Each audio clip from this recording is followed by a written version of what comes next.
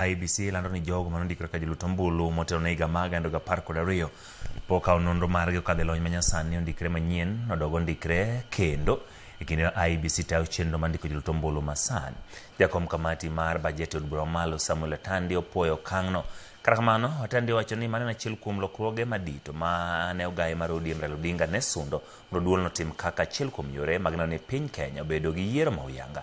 E twak mare gi jofwamb weche pare ma Lagos Songa jatelono bende ojiwo oganda Luo mondo owuog oko mondo ondikre joluto ombulu motelo ne yiero mabiro kwacho ni mano kende yo ma ginyalo yudo godo duol motegno mar manyo pok madito e sirikal. Magi biro e kinde ma IEBC koro donjo e juma mar ariyo mandiko joluto ombulu gino biro kawo thuolo mar ndalo 30.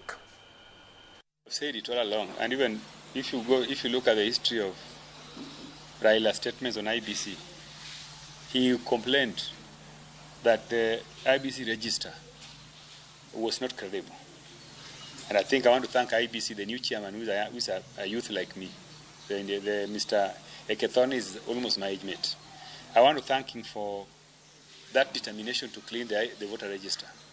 This is something which is long overdue.